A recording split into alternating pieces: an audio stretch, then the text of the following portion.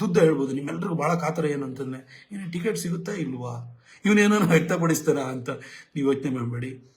ದೇವರು ಯಾವಾಗ ಎಷ್ಟು ಅವಕಾಶ ಕೊಡ್ತಾನೆ ಅದರಲ್ಲಿ ಒಳ್ಳೆ ಕೆಲಸವನ್ನು ಮಾಡಿ ಅವರಿಂದ ಶಬಾಸ್ ಅಂತ ನಾವು ಅನ್ನಿಸ್ಕೋಬೇಕು. ನಾನು ಇವತ್ತು ಯಾಕೆ ಈ ಫೇಸ್ಬುಕ್ ಲೈವ್ ಮಾಡಿದ್ದೀನಿ ಅಂತಂದರೆ, ನಾನು ಕಳೆದ 3 ದಿನದಿಂದ ಸೋಷಿಯಲ್ ಮೀಡಿಯಾ ನೋಡ್ತಾ ಇದ್ದೀನಿ, ಟ್ವಿಟರ್ ಟ್ರೆಂಡಿಂಗ್ ನೋಡ್ತಾ ಇದ್ದೀನಿ, ನಮಗೆ ವಾಟ್ಸಪ್ಪಲ್ಲಿ ಬರೋ ಮೆಸೇಜ್ ನೋಡ್ತಾ ಇದ್ದೀನಿ, ಕಾಲ್ಸನ್ನು ನೋಡ್ತಾ ಇದ್ದೀನಿ. ಅದೇ ರೀತಿಯಲ್ಲಿ ನಿಮಗೆ ನೀವು ಪೋಸ್ಟ್ಗಳನ್ನೆಲ್ಲ ಹಾಕೊಳ್ತಿದ್ರಲ್ಲ ಫೇಸ್ಬುಕ್ಕಲ್ಲಿ, ಎಲ್ಲ ಇನ್ಸ್ಟಾ ಪೋಸ್ಟ್ಗಳೆಲ್ಲ ನೋಡ್ತಾ ಇದ್ದೀನಿ. ನಿಜ ಹೇಳ್ತೀನಿ, I am thankful to my God Narendra Modiji. ನನಗಿವತ್ತು ಇಷ್ಟು ಅವಕಾಶನ ಅವ್ರ ಹೆಸರಿನಲ್ಲಿ ಗೆದ್ಕೊಂಡ್ಬಂದಿದ್ದೀನಿ. ನನ್ನ ಇಷ್ಟ ದೇವತೆ ಚಾಮುಂಡೇಶ್ವರಿ, ಕಾವೇರಿ ತಾಯಿ, ನನ್ನ ಏನೋ ಮನೆ ದೇವರು ಬೇರೆ, ಹೀಗೆ ನನ್ನ ಇಷ್ಟ ದೇವರು ಅವ್ರಿಗೆ ಯಾವಾಗಲೂ ನನ್ನ ಪ್ರತಿನಿತ್ಯನೂ ಕೂಡ ನಾನು ಏನು ಅವರಿಗೆ ನಾನು ಪ್ರಾರ್ಥನೆಯನ್ನು ಮಾಡ್ತಿರ್ತೀನಿ. ಆದರೆ ಪ್ರತಾಪ್ ಸಿಂಹ ಒಬ್ಬ ಸಾಮಾನ್ಯ ಪತ್ರಕರ್ತನನ್ನು ಬಂದು ಅನಾಮತಾಗಿ ಟಿಕೆಟ್ ಕೊಟ್ಟು ಮೈಸೂರಿಗೆ ರಾಮನವಮಿ ದಿನ 2014 ಏಪ್ರಿಲ್ 8ನೇ ತಾರೀಕು ಬಂದು ಮಹಾರಾಜ ಗ್ರೌಂಡಲ್ಲಿ ನಿಂತ್ಕೊಂಡು ನಾನು ಕೈ ಎತ್ತಿಬಿಟ್ಟು ಪ್ರತಾಪ್ ಸಿಂಹನ ಗೆಲ್ಲಿಸಿ ಅಂತ ಹೇಳಿ ಒಬ್ಬ ಪತ್ರಕರ್ತನನ್ನು ಏಕಾಏಕಿ ಸಂಸದನನ್ನು ಮಾಡಿದವರು ನರೇಂದ್ರ ಮೋದಿಜಿಯವರು. ಅವ್ರ ಹೆಸರಲ್ಲಿ ಗೆದ್ದವು ನಾನು. 2019ರಲ್ಲೂ ಅವ್ರ ಹೆಸರಲ್ಲಿ ಗೆದ್ದಿದ್ದು. ನಾನು ಇವತ್ತು ಇಷ್ಟು ಕೆಲಸ ಮಾಡಿದ್ದೇನಲ್ಲ, ನನ್ನ ಮೋದಿಜಿ ಕೊಟ್ಟಿರೋದು ಕೆಲಸಗಳಿದು. ಪ್ರತಾಪ್ ಸಿಂಹಂದು ಏನಂತಲ್ಲ, ಇವತ್ತು ಜನ ದೇಶಕ್ಕೆ ಮೋದಿ ಬೇಕು ಅಂತಾರೆ, ಹಾಗೆ ಕ್ಷೇತ್ರಕ್ಕೂ ಒಬ್ಬ ಛೋಟಾ ಮೋದಿ ಬೇಕು ಅಂತ ಹೇಳ್ತಾರೆ. ಒಬ್ಬ ಚಿಕ್ಕ ಮೋದಿ ನಮ್ಮಿಲ್ಲೂ ಬೇಕು, ಇಲ್ಲೂ ನಮ್ಮ ಕೆಲಸನೂ ಮಾಡಬೇಕು, ದೇಶಕ್ಕೂ ಅವ್ರು ಕೆಲಸ ಮಾಡ್ತಾರೆ, ಅವ್ರು ಬೇಕು, ಅದಕ್ಕೋಸ್ಕರ ನಮಗೆ ಓಟ್ ಹಾಕ್ತಾರೆ. ಅದೇ ಥರ ನಮ್ಮಲ್ಲೂ ಒಂದು ಸಣ್ಣ ಪ್ರಮಾಣದ ಮೋದಿಯನ್ನು ಅವ್ರು ಎಕ್ಸ್ಪೆಕ್ಟ್ ಮಾಡ್ತಾರೆ. ಅದಕ್ಕೆ ಯಾವತ್ತೂ ಅನ್ಯಾಯ ಮಾಡಿದ್ರೆ ನಾವು ಕೆಲಸ ಮಾಡಬೇಕು. 10 ವರ್ಷದಿಂದ ನಾನು ಕೆಲಸವನ್ನು ಮಾಡಿದ್ದೀನಿ.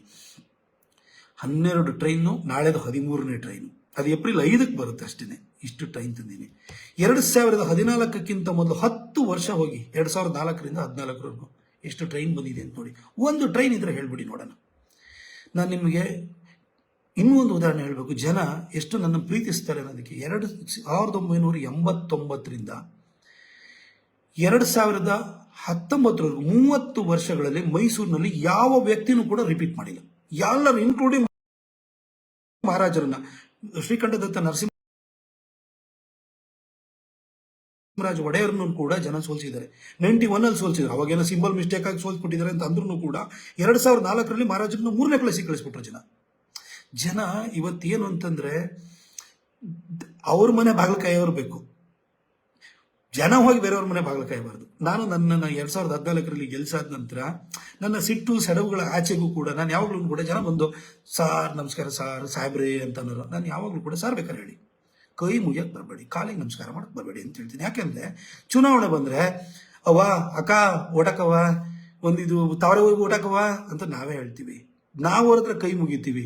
ನೀವು ನಮ್ಮನ್ನು ಗೆಲ್ಲಿಸಿ ನಿಮ್ಮ ಮನೆ ಬಾಗಿಲಿ ನಾನು ಕೈ ಮುಕ್ಕೊಂಡು ಬಂದಿರ್ತೀನಿ. ನನ್ನನ್ನು ನೀವು ಗೆಲ್ಸಾದ್ಮೇಲೆ ನೀವು ನನ್ನನ್ನು ಸಾಹೇಬ್ರೆ ಅಂತ ಯಾಕೆ ಕೈ ಮುಗಿತೀರಿ? ನಿಮ್ಮ ಹಕ್ಕು ನೀವು ಕೇಳಿ. ಆದರೆ ತುಂಬ ದೊಡ್ಡ ಕಥೆನ ಹೇಳಕ್ಕೆ ಹೋಗಬೇಡಿ. ಕೆಲಸ ಏನೇನು ಹೇಳ್ತೋ ನೀವೆಷ್ಟೇ ಹೇಳಿದ್ರು ಕೂಡ ಇಂಥವ್ರಿಗೆ ಫೋನ್ ಮಾಡ್ಬೇಕಲ್ವಾ, ನಿಮ್ಮ ಇಂಥ ಕೆಲಸ ಆಗಬೇಕಲ್ಲ, ನೇರವಾಗಿ ಹೇಳಿ. ಆಗ ನನ್ನ ಟೈಮು ಸೇವ್ ಆಗುತ್ತೆ, ನಾನು ಇಮಿಡಿಯೇಟಾಗಿ ನಿಮ್ಗೆ ಮಾಡ್ತೀನಿ. ನನಗೆ ಪೇಷನ್ಸ್ ಸ್ವಲ್ಪ ಕಮ್ಮಿ, ದಯವಿಟ್ಟು ಹಿಂಗೆ ಮಾಡಿದ್ದೀನಿ, ಅಳಬೇಡಿ ಅಂತ ನಾನು ಯಾವಾಗಲೂ ಹೇಳ್ತೀನಿ. ನಾನು ಹೇಳ್ತೀನಿ, ನನ್ನ ಮಗಳನ್ನೂ ಕೂಡ ನಾನು ಅಳೋದನ್ನು ಸಹಿಸಲ್ಲ, ನನ್ನ ಮಗಳಿಗೂ ಪೆಟ್ಕೊಡ್ತೀನಿ ಹತ್ರ. ಅದೇ ಈ ಥರ ನೀವು ಅಳಬೇಡಿ, ಯಾಕಂದರೆ ನಾನು ಕಷ್ಟದಿಂದ ಬಂದಿರೋನು. ನನ್ನ ತಾಯಿ ಹೋಟ್ಲಿಗೆ ಹಾಲು ಕರ್ಕೊಂಡು, ನನ್ನ ತಮ್ಮಂದಿರು ಹಾಕೋರು, ನಾನು ರಜೆನಲ್ಲಿ ನಾನು ಹೋಟ್ಲಿಗೆ ಹಾಲು ಹಾಕಿದ್ದೀನಿ, ದನ ಕಾಯ್ದಿದ್ದೀನಿ, ಅಲ್ಲಿಂದ ಬಂದರು. ನೀವು ನನಗೆ ಕಷ್ಟನ ನೀವು ಕಣ್ಣೀರಿನ ಮುಖಾಂತರವಾಗಿ, ಹಾವಭಾವಗಳ ಮುಖಾಂತರ ವ್ಯಕ್ತ ಮಾಡೋ ಅಗತ್ಯನೇ ಇಲ್ಲ. ನಾನು ಕಷ್ಟದ ಜೊತೆನೇ ಬದುಕಿರೋನು.